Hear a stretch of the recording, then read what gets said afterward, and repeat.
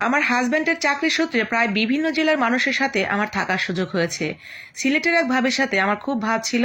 সেই ভাবির বাসায় আমাকে এই খাবার এবং সাথে দিয়েছিলেন 1 কাপ ঘন দুধের চা। মনে হয় এখনও আমার মুখে লেগে আছে সেই টেস্ট, এতটাই মজার। তারপর ভাবির থেকে রেসিপি জেনে আমি প্রায়ই বাসায় তৈরি করি। আমার বাচ্চারা এই পিঠার নাম দিয়েছে লেক্সাস পিঠা। সিলেটের যেসব আপু ভাইয়ারা আছেন তারা অবশ্যই আমি বলার আগেই বলে দিবেন আপনাদের অঞ্চলের কোন বিখ্যাত এবং জনপ্রিয় পিঠাটি আজকে আমি তৈরি করছি। আর কোথাও ভুল হলে সেটা কিন্তু অবশ্যই ক্ষমা সুন্দর দৃষ্টিতে দেখবেন এবং আমার ভুলগুলো শুধরে দেওয়ার চেষ্টা করবেন। তো চলেন, বক তো অনেক করে ফেললাম, কি কি করেছি সেটা একটু বলি। এইখানে আমি নর্মাল চায়ের কাপের 2 কাপ পানি দিয়েছি। তার সাথে প্রথমে আমি দিয়েছিলাম বড় সাইজের একটা পেঁয়াজ বাটা, তার সাথে 4টে কাঁচামরিচ বাটা, আদা রসুন 2টা মিলিয়ে 1 চা চামচ, আর তার সাথে স্বাদ মতো লবণ দিয়ে হালকা একটু হলুদ দিয়েছি, আর অল্প সামান্য পরিমাণে দিয়েছি একটু ধনিয়ার গুঁড়া। তো ভালোভাবে পানিটা যখন ফুটে উঠেছে তখন এখানে আমি দিয়ে দিয়েছি আতপ চালের গুঁড়া। আতপ চালের গুঁড়াটা আমি দিয়েছি মেজারমেন্ট কাপের 1.5 কাপ। এই মেজারমেন্ট ফলো করে আপনারা আরও অনেকটা বেশি করেও বানিয়ে নিতে পারবেন পরিবারের সদস্য সংখ্যা অনুযায়ী।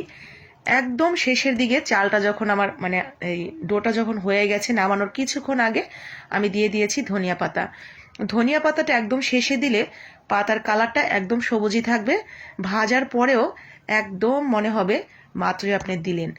তো হয়ে গেছে, এখন নামিয়ে আমি হাত দিয়ে ভালো করে মেখে নিয়েছি একদম সুন্দর করে মসৃণ করে। এখন নর্মাল রুটি আমরা যেভাবে তৈরি করি সেভাবেই রুটি তৈরি করব, কিন্তু নর্মাল রুটির থেকে সামান্য একটু মোটা করে তৈরি করব। একটু মোটা করে তৈরি করলে ফুলকো ফুলকো হবে, আর বেশি পাতলা করে ফেললে খুব বেশি ফুলবে না। তো সামান্য একটু মোটা করে রেখে আমি রুটিটা তৈরি করে নিচ্ছি। রুটিটা তৈরি করা ঠিক এরকম হবে, আমি যেরকম করেছি এরকম। তো এরকম মোটা করে আমি রুটিটা তৈরি করে নিয়েছি। এখন এই রুটিটাকে আপনি চাইলে আপনার পছন্দ অনুযায়ী যে কোনোভাবে শেপ দিয়ে কেটে নিতে পারেন, তবে আমি একটু ঢং ঢং করেই কেটেছি যাতে দেখতে অনেকটা আকর্ষণীয় লাগে। যে কোনো খাবার আমার কাছে পরিবেশনটা অনেক বেশি প্রাধান্য। রান্নাটা যেমনই হোক না কেন, কিন্তু পরিবেশনটা যদি খুব গুছিয়ে করা যায় তাহলে সেই রান্নার টেস্ট আমার মনে হয় অনেক গুণ বেড়ে যায়। তো যদি হাতে কোনো সময় না থাকে কারো কাছে, সেই ক্ষেত্রে আপনারা একটা গ্লাস, কোটার মুখা অথবা কুকি কাটার বা বোতলের মুখা দিয়েও কিন্তু ফুচকার মতো করে কেটে নিতে পারেন গোল গোল করে, সেই ক্ষেত্রে খুব সহজেই হয়ে যাবে। আর হাতে যদি 2 সেকেন্ড সময় থাকে তাহলে মনের মাধুরী মিশিয়ে একটু ডিজাইন করে কেটে নেবেন। এতে করে দেখতে যেমন সুন্দর লাগবে, খেতেও আমার কাছে লাগে অনেকটাই বেশি হয়ে যায় যদি পরিবেশনটা সুন্দর হয়। তো আমি ঠিক এইভাবে কেটে নিয়েছি একটা টুথপিক দিয়ে। প্রথমে দাগ টেনে নিয়েছি, তারপরে দাগের উপর দিয়ে জিগজ্যাগ করে এইভাবে কেটে নিয়েছি। এখন এগুলোকে সাইজ করে এই দিকে কেটে নেব, যতটুকু লম্বা আমি রাখতে চাই সেই অনুসারে। খুব বেশি সময় যে লাগে তা কিন্তু না। তো একটু কষ্ট করে এভাবে কেটে নেবেন, দেখতে কিন্তু খুব সুন্দর লাগে অল্পতেই। সিলেটের বাহিরেও এই পিঠাটা অন্য কোন কোন অঞ্চলে জনপ্রিয় সেটা কিন্তু জানাতে ভুলবেন না। আর সিলেটে যেসব আপু ভাইয়ারা আছেন আবারও আপনাদের কাছে সরি বলে নিচ্ছি। অবশ্যই আমার এই পিঠার রেসিপিতে ভুলভ্রান্তি কিছুটা তো আছেই, কারণ আপনাদের মাতৃরান্না মাতৃপিঠা আপনাদের মতো কখনোই হবে না। তবে আমি চেষ্টা করে কতটুকু সফল হয়েছি সেটা জানাতেও কিন্তু ভুলবেন না।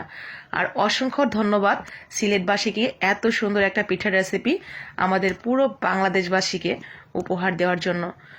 ভীষণ মজার এই পিঠাটি সিলেটের বাহিরে যারা আছেন এখনো পর্যন্ত টেস্ট করার সৌভাগ্য হয়নি, তারা অবশ্যই একবার টেস্ট করে নেবেন। বাংলাদেশের ঐতিহ্য বলে কথা, সেটা যে কোনো জেলারই হোক না কেন, চেখে দেখা তো অবশ্যই দরকার। তো অবশ্যই একবার বানিয়ে খেয়ে দেখবেন, আশা করি আপনার কাছে ভালো লাগবে। বছরের পর বছর ধরে ঐতিহ্য ধরে রাখে এমনি এমনি না, সেই খাবারটার অবশ্যই গুণ আছে। তো আমি কিন্তু তেলের উপরে দিয়ে ভালো করে দেখেন ফুলকো ফুলকো করে ভেজে নিয়েছি। ভাজার সময় শুধুমাত্র একটা জিনিস খেয়াল রাখবেন, গাদাগাদি করে না দিয়ে যাতে ফোলার মতো জায়গা থাকে, অতটুকু জায়গা রেখে ভেজে তুলে নিলেই রেডি এই যে সিলেটের সেই বিখ্যাত পিঠা। আমি কিন্তু এখনো নাম বলিনি এটা কি পিঠা, তো চলেন নাম বলে দিচ্ছি। এই পিঠাটার নাম সিলেটের নুনগড়া পিঠা। খুবই জনপ্রিয় এবং ঐতিহ্যবাহী সিলেটের নুনগড়া পিঠা। ভালো লাগলে অবশ্যই বাসায় বানিয়ে নেবেন, সেই সাথে বাকি আপু ভাইয়ারাও যাতে দেখতে পারে তার জন্য একটু কষ্ট করে শেয়ার দিয়ে দিবেন। মিষ্টি জাতীয় জিনিস খেতে যারা একদমই পছন্দ করেন না তাদের জন্য এটা বেস্ট অপশন।